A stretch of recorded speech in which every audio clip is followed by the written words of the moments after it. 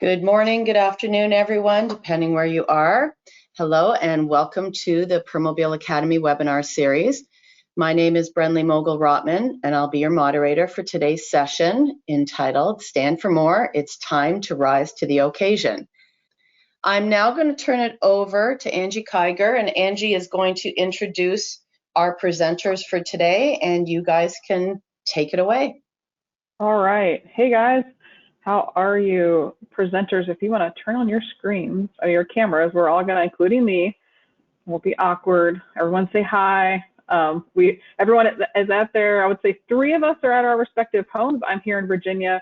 Ashley's out in Wisconsin. Jim is in Ohio. And Nicole's actually on the road. So we're super excited. I don't know about my teammates that are presenting, but I love the breakdown of people that we are going to have on this. It seems like we're going to have a really cool, healthy discussion. So I'm looking forward to it. So real quick, let's do some quick introductions. My name is Angie Kiger. I'm a portfolio marketing manager for Permobil. I've been in the industry for, 20 plus years. I used to work in pediatrics, so I always say I know I'm aging when I see my former clients that are graduating from college. In my head, they're still the little ones I used to work with, but I guess that means I'm aging too. So Ashley, I'm going to kick it over to you to introduce yourself, but when you do, because it's me, I have an icebreaker for you. I want to know what made you want to get involved in advocacy, because it's kind of an interesting topic. So who are you, what do you do, and what got you involved in advocacy? Well, thanks, Angie. I'm Ashley Detterbeck. I am the Regional Clinical Education Manager with Permobil. Like Angie said, I'm based in Wisconsin, but I cover the entire upper Midwest. I think what got me involved in advocacy is, being basically in complex rehab my entire career as a PT. I lived through the frustrations with my patients and their family members, and just how hard it was at times for us to get things covered. And so I decided early on that, I had to be a voice, even if I was a small voice. With advocacy, at least we were making somewhat of a difference. Awesome. Nicole, what's going on down there in Tennessee? So I'm Nicole Birch. I'm a physical therapist and assistive technology professional, and I'm actually based out of Minnesota. I am traveling today. And I am about almost 17 years of clinical experience, but just a couple months as a Permobil employee. Now I am a portfolio marketing manager.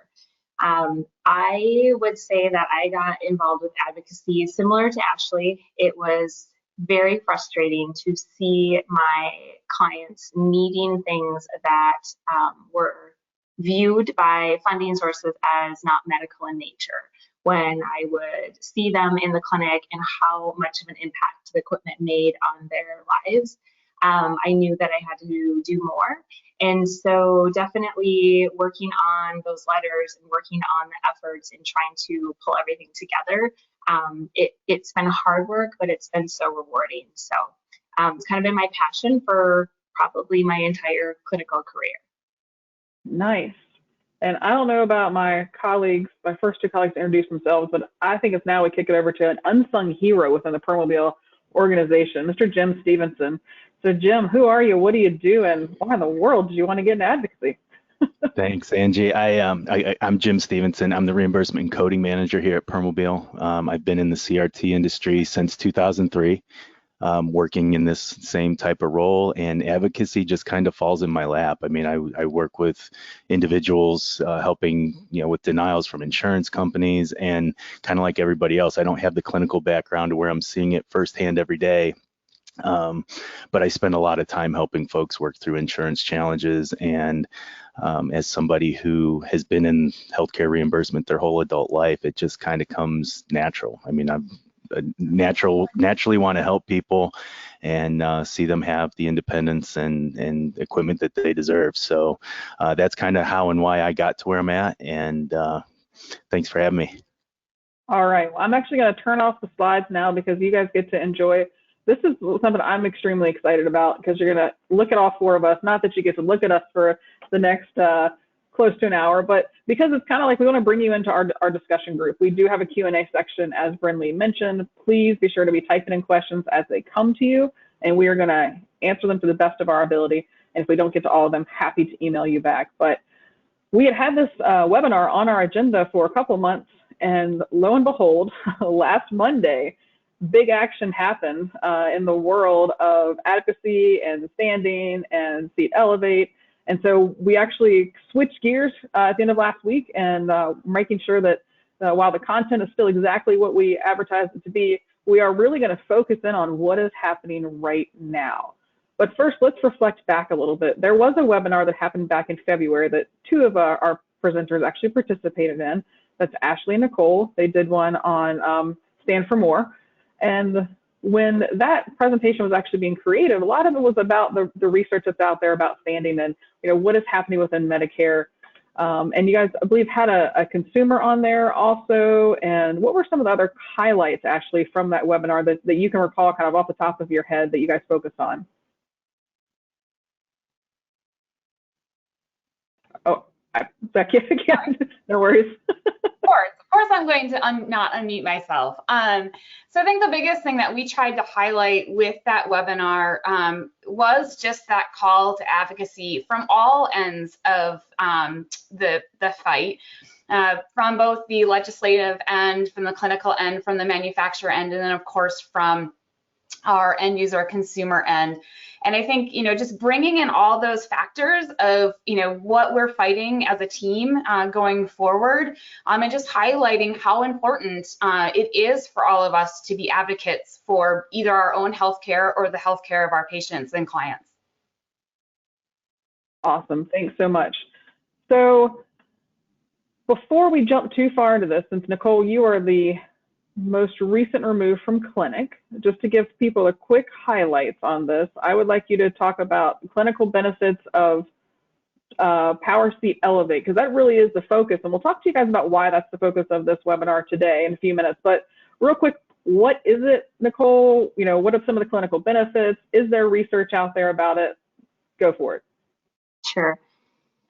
So if we're talking specifically about seat elevation, so that is going to take somebody who's in a sitting posture, right? So if you're sitting in a wheelchair, and it's actually going to elevate you up a certain height and then also bring you back down, and you're allowed to stop kind of anywhere in between there. And when you look at the medical benefits of that, that one of the biggest things is, people they shouldn't be sleeping in their wheelchairs, right? So they're transferring between their bed and their chair, or their chair and their commode, or their toilet, or their bath bench. And when you do that transfer, there's always going to be a risk of falls. And so one of the big things that I would say medically is that if you are able to work with gravity, because gravity always wins, so if you're able to elevate yourself to a higher level and then be able to transfer down to the surface that you're going to, now you're actually safer. So you're working with gravity, you're also not using as much energy, potentially not nearly as much pain, because transfers take a lot of work. And so the ability to do that, and sometimes even do that more independently, or even by yourself completely, is huge. The other one that I would say that's really medically necessary is the fact that when you're sitting all day, our world is not designed for those who sit all day, right? So you go into any area of your home and you need to reach. Okay, so we're protecting all of our employees that are doing labor intensive activities, that are maybe able-bodied, and we're saying, you know what, you shouldn't be reaching more than that times a day, or you shouldn't be typing too many times because you're gonna get, overuse injuries. But then we look at our clients who are sitting, and now the world is we have to actually reach to get anything to be independent.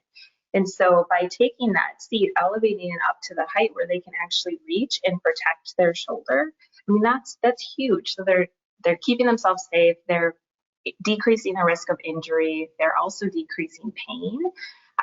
But then you also think about, if I am sitting and I need to see something that's up above me, and how many times a day that I'm constantly looking up, now I'm at risk for neck injury, but I just actually can't be at the same height that this world has been made to. So there's the line of sight and being able to actually engage with people and be at the same level, instead of having somebody talk down to you all day, every day. Now you're actually with them again at that independence, that level of being a peer, which is so important. That's absolutely great summary. Excuse me. So, Ashley, you've worked for Permobil the longest on this call as far as our clinical folks go. Is Seat Elevate, is it brand new? How long has Elevate been around? Seat Elevate is not brand new. Seat Elevate's actually been around for quite a long time, very similar to standing. This was a power seat function that, kind of debuted in the 80s, probably didn't really take our industry by storm until the last roughly 10 years or so, give or take. And so it isn't a brand new power seat function, but I think what we're seeing is that there's now more evidence, there's now more support, just like standing, that is going into this power seat function that we probably kind of said, hey, this is this great invention, nobody's going to pay for it, so let's just kind of let it go for a while. And now we're starting to see more evidence and more support come forward just for that reason, and making this power seat function a definite need in our industry. Absolutely. So Jim, now kind of kicking it down to you. So you've heard the clinical evidence of it. We know that it's been around for a while. Why is it in 2022 are we all super excited to be talking about potentially being funded? Has this never been funded previously? What does that look like for folks that have been trying to get access to the seat function of Seat Elevate? With CMS, power seat elevation has been considered statutorily non-covered. They don't believe that there is a medical necessity component to seat elevation. We've, over the last, I don't know, probably. It's okay. It's okay. We all have dogs, I think, on this call, except for Nicole. So no worries.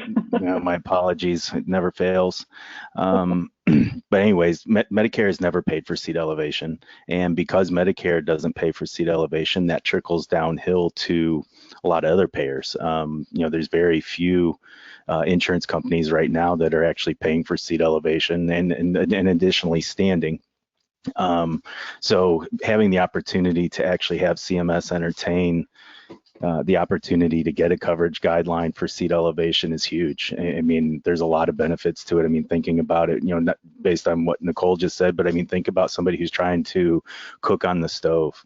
I dealt with a client some years ago where, she had burn marks up and down the insides of her forearms from where she's reaching over pots trying to, stir food and prepare a meal and so forth. And Medicare didn't pay for a seat elevation for that person, even with the potential risks involved there. So having the opportunity to have this discussion and have Medicare actually consider coverage right now is a really big deal for us right now. Absolutely. You brought up two really quick points.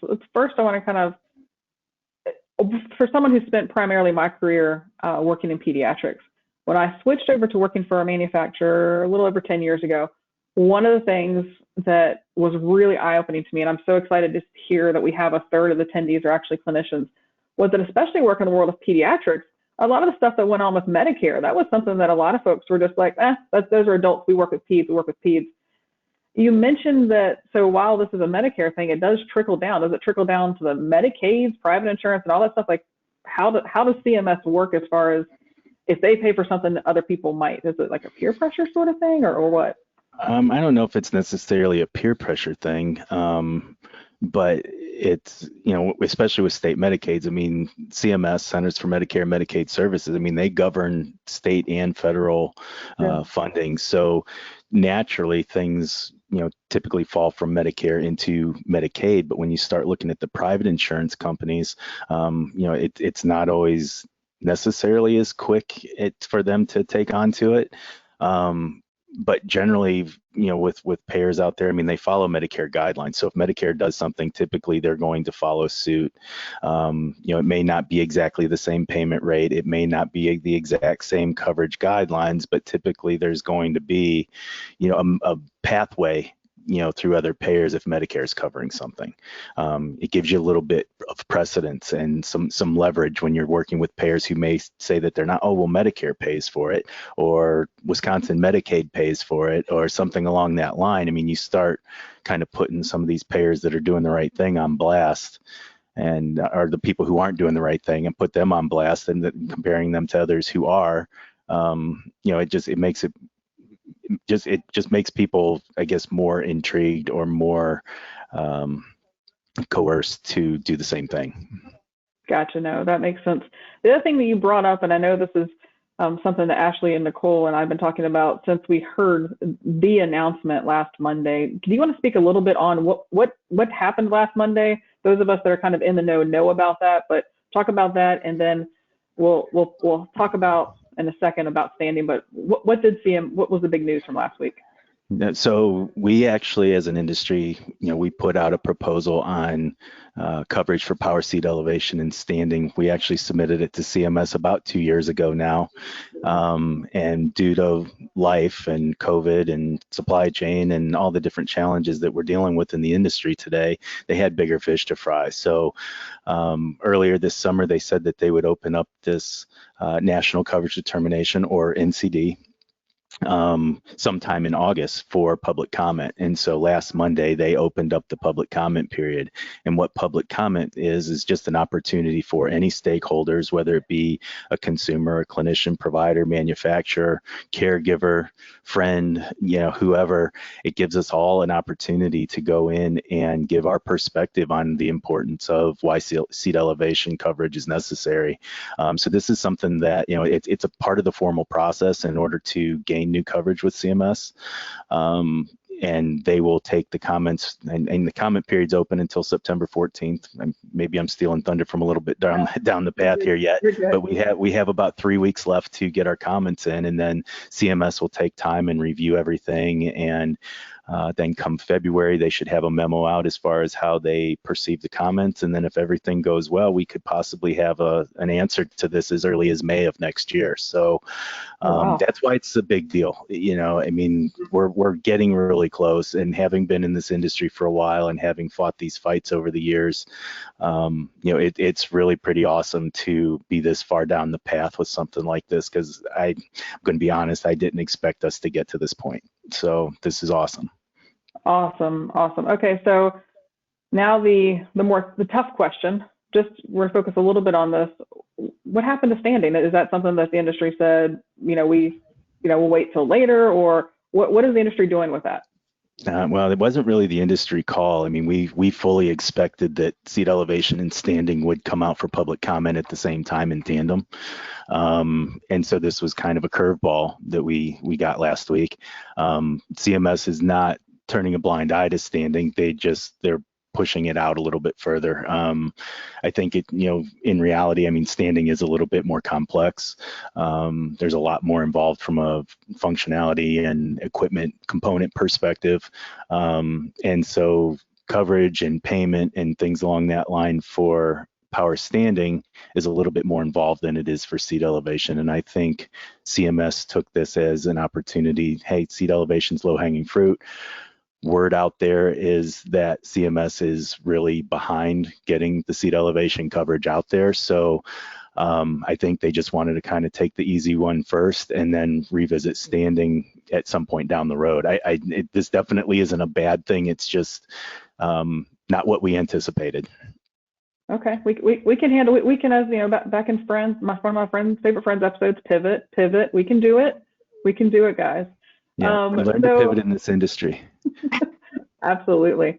So with that, Ashley, what are, from your perspective for standing, and, you have been really in the thick. I know you and I used to sit on a committee together, from the industry. Has this really been an industry focus, like folks coming together? Have you seen that, in your role as a clinical educator, and just as your role as a clinical person working for a manufacturer? Yeah, I think this is probably a great time to really show that the industry as a whole came together and really for the fight, but not only for seat elevate, but for standing as well. You often hear, that as manufacturers, we're big competitors, and, we're always kind of, trying, not necessarily one-upping one another, but really competing. And this was probably the first time in my career of everybody coming together and saying, it doesn't matter what your name on your shirt says, it doesn't matter who's paying you. we as an industry are really saying we need to make a change and we're going to go forward as a team. And I think it was a really great collaboration, both from the clinician task force, which Nicole and I were involved with, and then of course you and I, Angie and Jim, on the reimbursement end, really kind of pulling this whole industry together and, you know, really going forward to CMS and saying, look, we want to make a difference and we're going to do it as a group and we're going to continue fighting as a group. Absolutely. And as someone on the clinical education team within Permobil, are there resources that are available to help people understand the funding better? Can you just name a couple, or where could people go to find some of those resources if they want to see the evidence? Because some folks, I mean, I'll be honest with you, my family, I have a cousin has cerebral palsy, and I like to imagine that they are more aware than they are, but some extended family are like, why would they need that? Like, my brother is ultra clinical, nerdy brain and wants to see the research. But so where do we send people to access that? Yeah, so the clinical education team with Permobil has done a great job over the years of just trying to pull as many resources, not only on standing, but everything from pediatrics to seating and positioning. And you can find all of it on our website at permobil.com. We also do have, and I'm not going to steal Angie's thunder because we are working on an advocacy page, just to give all of you the information, the most up-to-date information that we can give from a manufacturer standpoint. But for a clinical research aspect, and right in the midst of us working on this NCD request, Permobil came together with a very close knit team from our global community, both from here in the United States, but Europe, Asia, and Australia. And we put together the Permobil white paper on standing, and that's also available on our website. It is a little bit more of a clinical evidence overview, but it really gives that good justification of, where, standing is, how to, medically justify it, both from a, medical benefit and a functional standpoint. So there's plenty of resources out there, as, well as, certain organizations like RESNA have plenty of resources as well to really give us some good information going into this. Awesome. Now, specifically related to Elevate, Nicole, I believe I got a couple text messages from you about a paper or something that's out about Elevate. You and a few other members of the clinician task force put together. What was that document? Yes. So this is, thanks also, Jim, for recapping kind of where we're at with today. But I think people might not understand that this has been years and years of work between clinicians and users and the industry to really pull this together. And during those years of work, Ashley and I, as well as our friend Kara Masselink, who's on the clinician task force, and then Julie Piriano, we did get the policy analysis on power seat elevation published. So that is a article that is in a peer-reviewed journal right now. We've also worked on another article that was the policy analysis on power standing. So for those that are clinical and want to understand a little bit more of our process and where we put the medical research behind what we're asking CMS for, both of those articles were published in the last year. And then I have to give a shout out to myself and Ashley and our dear friend Carla, because we also published in the last year a article on just how bad sitting is and all of the comorbidities and medical complexities that happen for those who sit in any type of wheelchair. So it could be anything from a scooter to a power chair to a manual chair. And what we found is that it's awful. We know that now. And so hoping to try to continue to open the eyes of CMS and say, hey, look, we know it's out there. The research is there. And here are some options, and help us to be proactive for once. And instead of paying for all the healthcare costs after the fact, all the falls, all the fractures, the infections, the hospitalizations, all the things that CMS is currently paying for, if we could just get those seat elevators, get power standing on the chairs to begin with, how much could we prevent and how much money could we truly save? Absolutely. Well, you guys have really pleaded the case for me. So now we just got to figure out all these awesome people on the call. So we got over 130 people that have called in. Does anybody know what what's the number, the ideal number of comments that we're hoping to go for CMS? Anybody heard any numbers being thrown out there? I feel like Jim's looking at me. I can't tell. I know that in my mind, my goal, because they want individual comments, right? So you, grandma, your neighbor, anybody, right? But it has to be meaningful. It can't just be a form letter. It can't just be copy and pasted. It needs to just be like, hey, I listened to these people talk about how important it is, and I get it. Like, this is something that we need.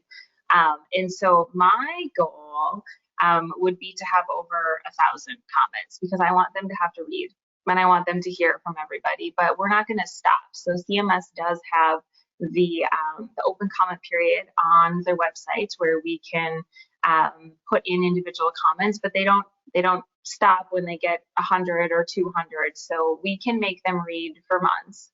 Hopefully not months. We want a decision, but we can make them read. So I'm saying at least 1,000. That's my goal. Yeah, all right.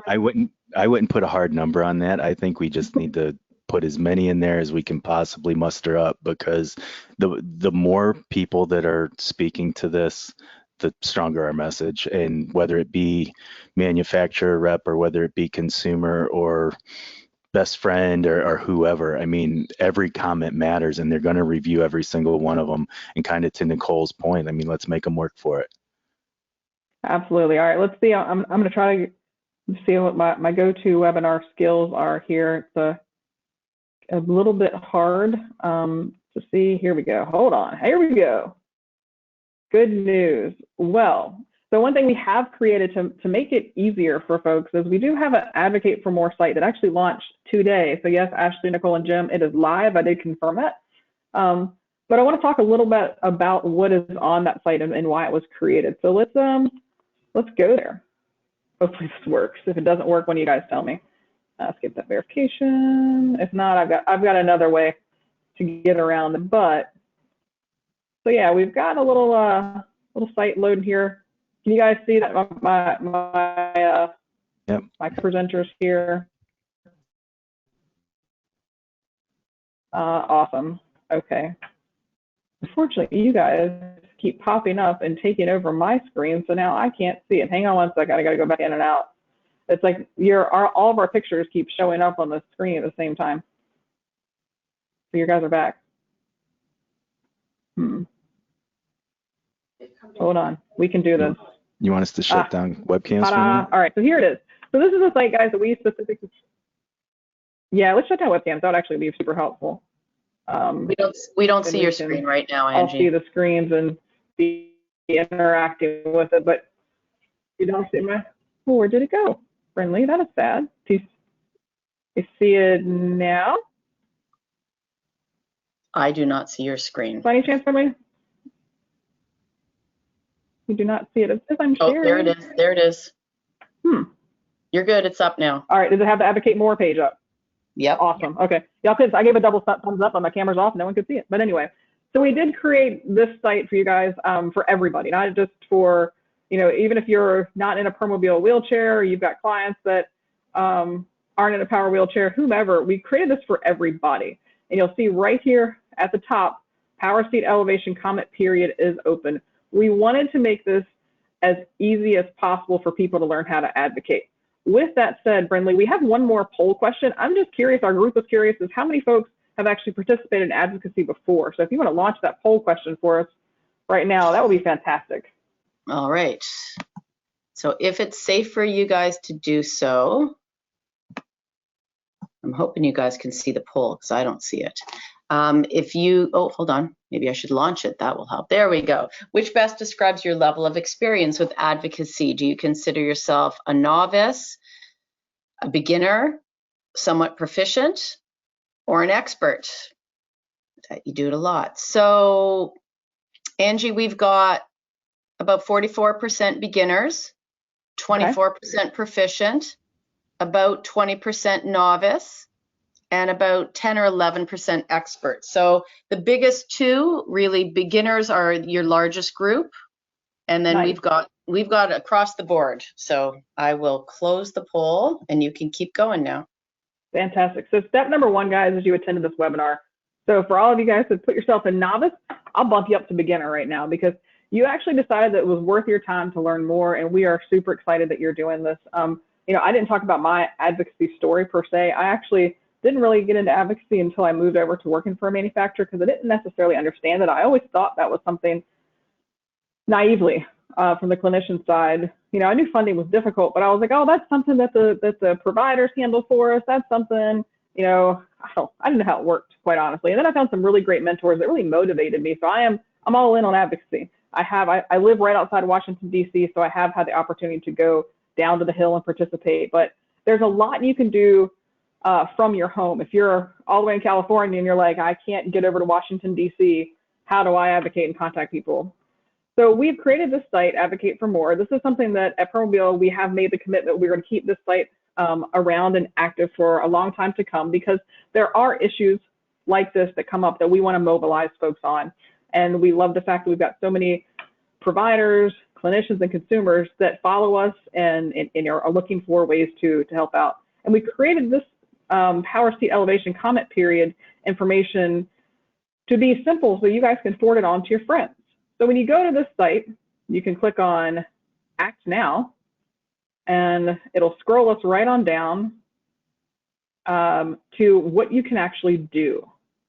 So with this, oh goodness, sorry, it's the being live, kind of make sure it jump around a bit. Okay, it's time for change. So long story short, this is a quick little summary, not written nearly as eloquently as Jim spoke it, about what is happening. So you guys, it is August 23rd.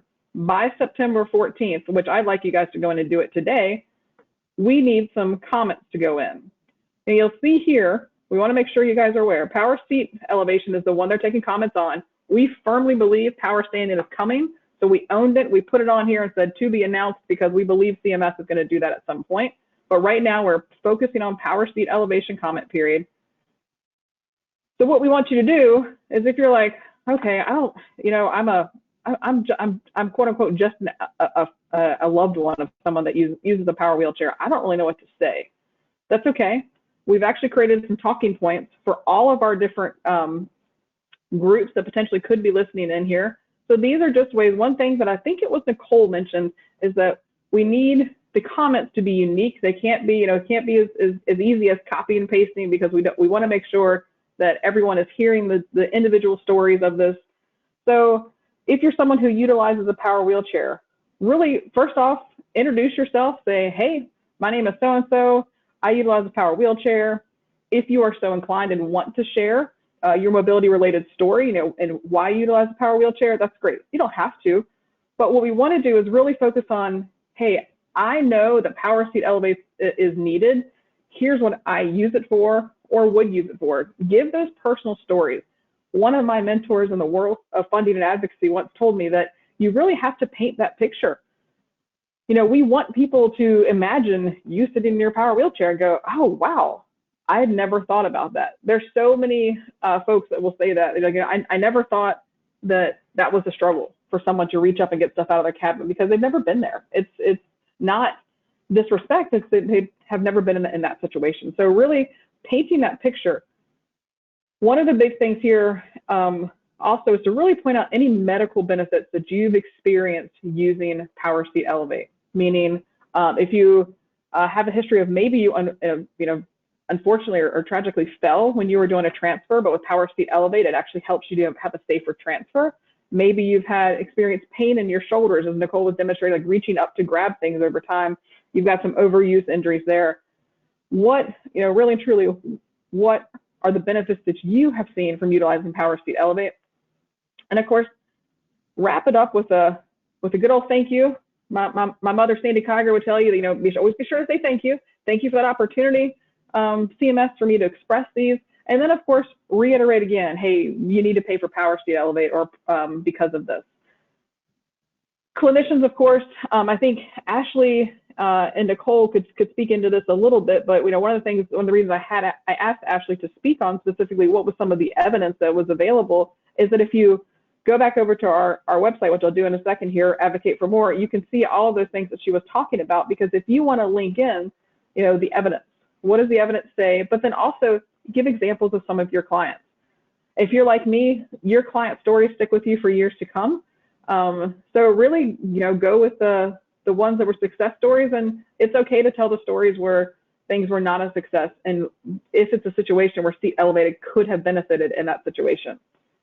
Providers or manufacturers of complex rehab technology, also you guys, we need your voices too, talking about why it's important for some of your individual clients. We are really pushing, this group of 4 is really pushing our colleagues within Permobil, everybody from the top down, to submit comments about why we believe it's important that our folks have access to this, because at Permobil we do innovate for those individuals, and this technology was created for folks to be able to use it, and if people can't access it, it's not going to help benefit them.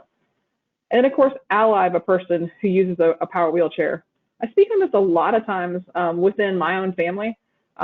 Every time there's some sort of open comment or there's something coming along with Advocacy Day or send an email in, I really push my family to participate. The nice thing about it is there are not numerous organizations, let me rephrase, there are opportunities with a few different organizations that make it easy for us to participate. So allies, everyone matters. If you work in a hospital, if your clinicians are like, oh, I work in seating clinic, and I just happen to have a few folks that are speech therapists, would they be interested? Absolutely, make them interested. Tell everybody, challenge your team. Go on social media, guys. Post pictures of yourselves filling out these CMS things. Send the pictures to shoot. You can email them to me, or we'll give you our email addresses at the end. We'll post them. We want everybody to be challenging everybody else to submit your comments. I think I kind of nailed that. I think I'll get on my soapbox there.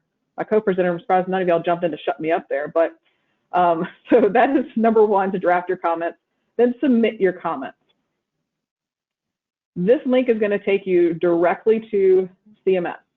The good news is, because you've been to our website, you've already prepared your comments, you've typed them all out into a Word document, this is going to walk you through everything. Has anybody on the call, and I will be honest with you, I'll commit to this team, I'll do it before the end of the day, but I have not yet submitted. Anybody, meaning Jim or Ashley or Nicole, have you guys had a chance to submit your comments, and any tips or tricks that you can think of you want to add? So this is. Go ahead. I was just, if you scroll up just a little bit, Angie, on your screen, just a couple tips that I've found is that you do have to click that I have read and understood the CMS policy. So you do have to click that box. And then I also can tell you that we have not found a word limit. So if you want to be wordy and put your whole life story in that comment box, you definitely can. I know that a couple people have asked about letterhead, and the bummer of this, because it's a CMS site, is that you can't do an attachment. So all of the comment has to go in that little box here with the red star. But it's otherwise pretty simple. Go ahead, Jim. Yeah, I was going to say I haven't put in my comments myself yet either. But kind of the information that Angie's been sharing, I mean, your stories are super important. When we as manufacturers, I mean, we advocate and talk to folks a lot of times on behalf of providers and clinicians and consumers and things like that. But unfortunately, our word kind of gets a little bit muddied because we're in business to sell wheelchairs and take care of people and things like that. So a lot of times our statements end up being assumed to be biased, whether they are or not. I guess that's up for debate, but it's important that we get everybody's voice involved in this. I mean, regardless of how involved your comments are, how simple your comments are, the more comments, the better.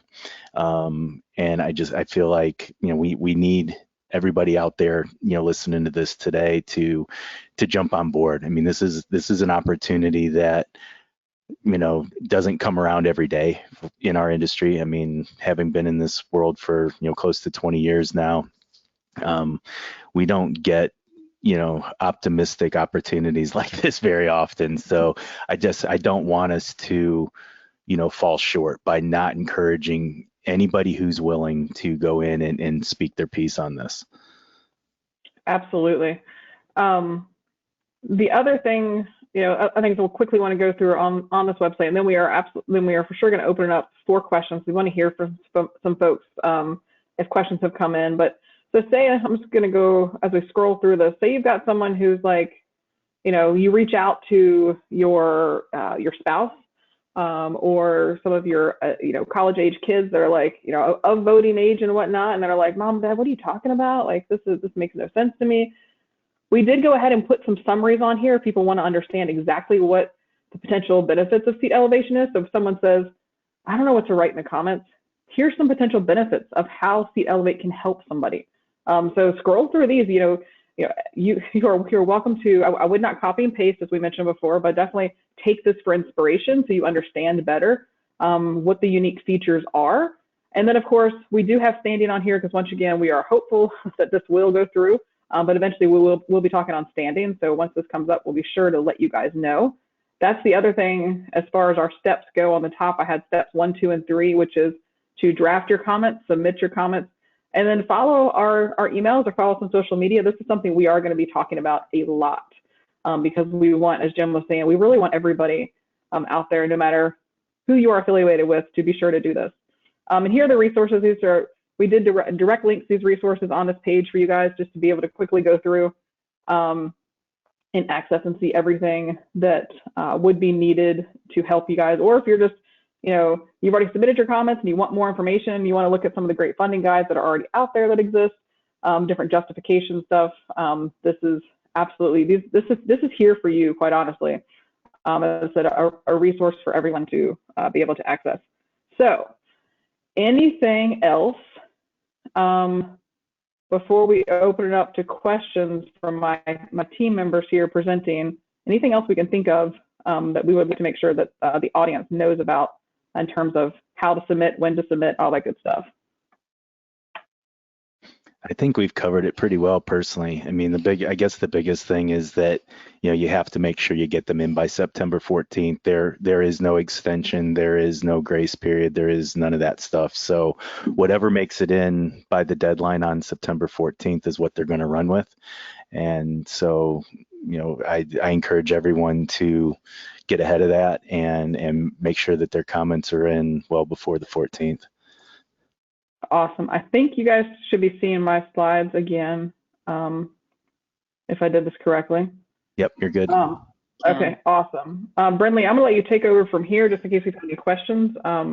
Yeah, maybe you could leave it on the slide before for now because it's got the website. Could you do me a favor, because there are quite a few questions. Could you put the link to the Advocate for More page perhaps in the chat, if one of you could put that in, and we'll make sure we include it in the follow-up email as well. Okay. So a few questions. Can somebody comment more than one time? Jim, I'm going to let you answer that one. I mean, I don't see anything wrong with it. I can't think of any negative from that. I mean, if you've already made comments and you want to go back and reiterate or clarify or, you know, something along that line, I think absolutely go ahead and make us, you know, go in and do a second comment. I don't think there's any harm there. I would think, especially if it's even a different, you could have different topics or different scenarios on each topic, perhaps. Can we, I'm assuming no, can we add pictures? Because Angie, you did say that there's no room for attachment. So it's text only, right? In that comment box? Ashley, you've already submitted yours. Can you verify that?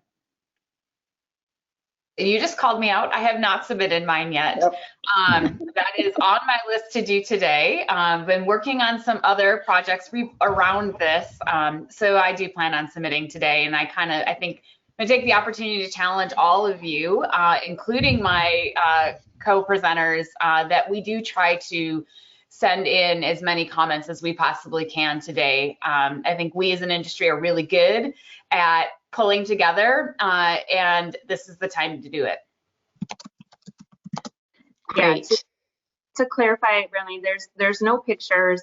And something that I would also say that if you yourself have difficulty with typing, or if you are like a clinician and you're helping somebody who's maybe using like a different form of communication, that this website, unfortunately, again, because it's CMS, is not savvy to like talk to text. But I would really encourage you to actually say that in your comments if you're having somebody help type that for you, because that was something that was brought up to our attention. And that's frustrating because we know that our users are not always going to have the control to be typing. So if you need help, I won't volunteer to my co-presenters, but if you need help and you have a comment that you absolutely want to call and text and figure that out, we can set up a system for that too, because every comment matters. It's also kind of cool that you can go on that site and you can see how many comments are already up. So in regards to the comments, there's a few questions about confidentiality, privacy. Do we know if the comments are publicly accessible or they're in a document, or is it just you can see the number of comments? Do we know what the privacy, so if somebody's telling their story and they have their name there, are other people going to be able to see that? I'm going to go ahead and jump in on this one. I was actually just having that same thought as you were saying that question.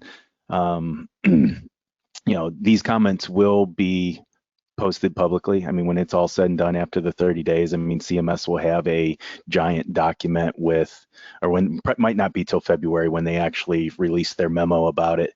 But they don't include names. They just include comments, and I mean, it could be a fairly sizable document because they put all the comments into this, to where people can actually go back and review what's been said, and so that there's some transparency there. I mean, that's part of the thing with CMS is making them public, is that then they're proving that they've taken in all the comments that people have claimed to make, and it also keeps them from being able to ignore certain comments or things like that. So it's kind of a checks and balances thing, but again, your name won't be posted with your comments, but your comments could be publicly available at some point in time down the road. Okay, well that's good to know. At least the name's not posted with the comment, so keep that. Be cautious about what you're writing if you're concerned. There's a comment to perhaps encourage clinicians to have the site open, sort of, at the end of a clinical visit, to assist their client, consumer, family, while filling out some comments while they're at a visit or in a waiting room. So that's something certainly that is a great suggestion. Yeah, that's an amazing idea. I like that a lot. A couple of questions. So advocacy, I mean, we're talking about CMS here. Is there anything else in regards to anything that could be done to the private insurers, or obviously the comment period right now is CMS specific. Any other suggestions about advocacy outside of Medicare? I'll jump in. We're all like, yes. Go, Jim. Of course. Yeah. So, I mean, when we're working with private payers and state Medicaid programs, it's a little more complicated to have like a public outpouring of support. A lot of times when you're working with a private insurance payer, it's kind of a one-on-one or an individual situation where you're fighting against your insurance company for coverage of something you need. Here at Permobil, we have a big team of clinical educators and managers, and myself, who've been in the industry for a long time. I think at one time, I don't know, probably earlier this year, we went through and kind of calculated the number of years that Permobil's clinical team and funding support group, we have over 300 years of experience in this industry.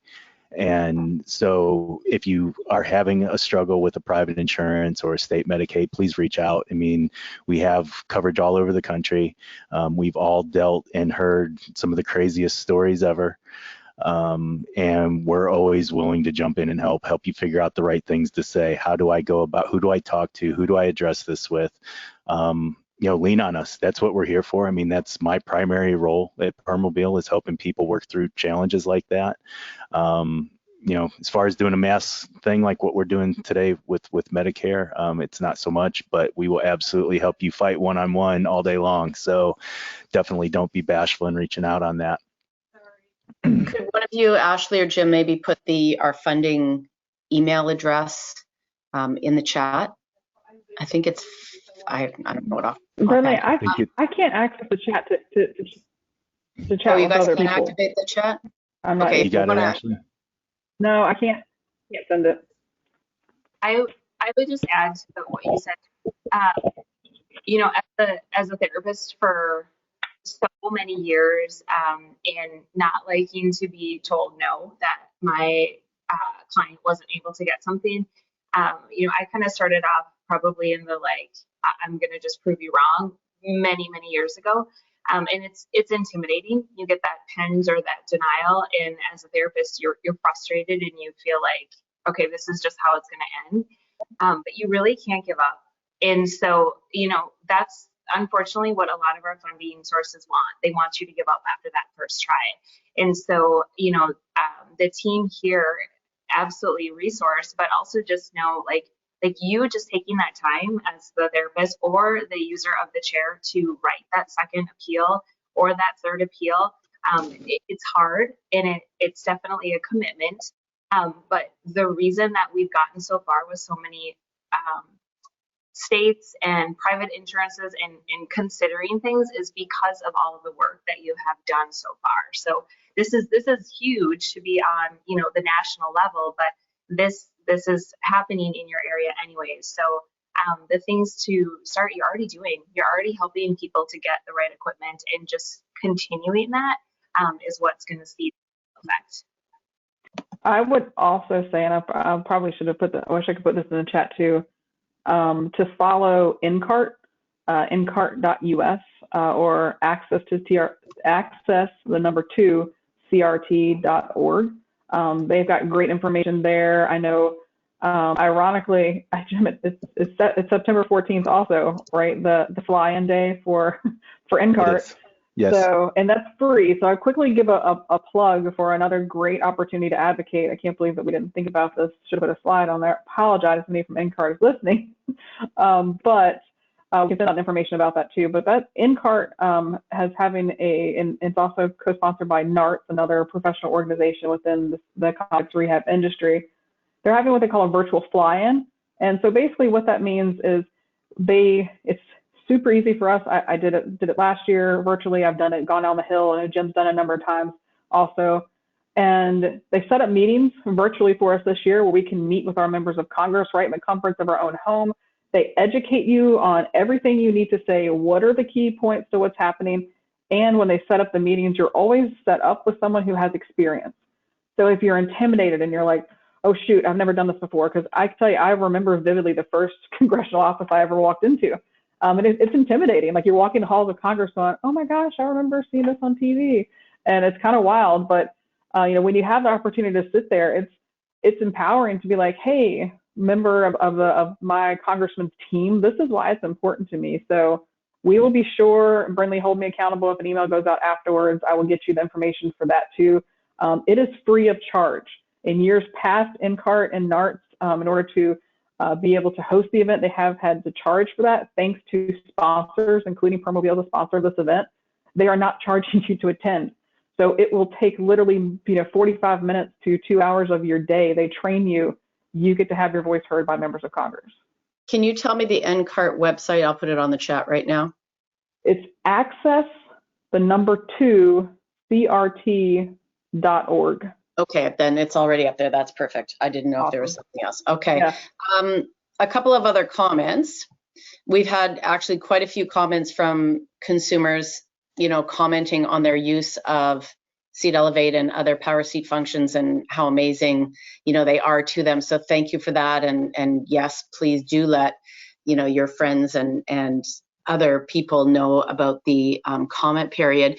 There is a comment that, VA clinicians do have a unique ability to advocate for change as well. They're not bound by Medicare guidelines, but they can certainly speak to the benefits. So if there are any VA clinicians online, please add. I have a question, since I'm Canadian and I've asked this before, will it be helpful for anybody, for us to add comments? I mean, obviously, it doesn't affect us in our funding systems here, but perhaps at some point it would trickle up. Well, you know, this is what's happening in the United States. Maybe it would come to some of our provinces. So does it matter where we live to put comments in? I don't think so. I mean, we're supporting a technology, a function. We're supporting independence, whether that comes from within the United States or Canada or wherever else. I mean, if you're willing to spend the time to make comments to support this, I mean, we'll take it, no question. We're going to do one more question. Will those states who are already paying for elevation now wait for the comments before paying? Like, are they going to stop paying? Is there going to be any effect on current funding, do you believe? No, I don't think so. I mean, if there's funding out there that's already in place, this isn't going to have any impact on that. We're trying to grow coverage, not minimize or subtract coverage. I mean, who knows? I mean, coverage from this at the Medicare level could end up making coverage with other payers better than what it is currently. I mean, a lot remains to be seen, but I don't see there being any negative backlash from what we're doing here on payers that are already ahead of the game. Awesome. So just because we're toward the end of our hour, Angie, if you wouldn't mind going to the next slide for me, I'd appreciate it. So if you do have questions or comments about the webinar specifically, this is our webinar email that you could certainly send us some questions. We're finished. Okay, we did record the webinar. I know a couple of people asked, and everyone who pre-registered, whether you guys that have attended or people that have not, are going to receive a link to the recorded webinar a couple of hours after this is over. And the recording will also be posted on our Permobil education page on permobil.com for future reference. Ooh, what happened to my last slide there, Angie? I didn't know if I was jumping. Oh, there it is. Yeah, you can do it. That's cool. Also, for those of you who are attending live, there will be a follow-up email sent in a little while. It will include a link to generate a certificate of attendance, as well as a survey link so that you can provide us some feedback. If you need further training or if you'd like to share any ideas that you'd like to see in webinars, we'd like to hear it. And then, sorry, this is a little bit light. I'm just looking at it now. We do have another webinar coming in September, so far entitled Considerations for Wheeled Mobility in the School Setting. So we're sort of doing a little back to school.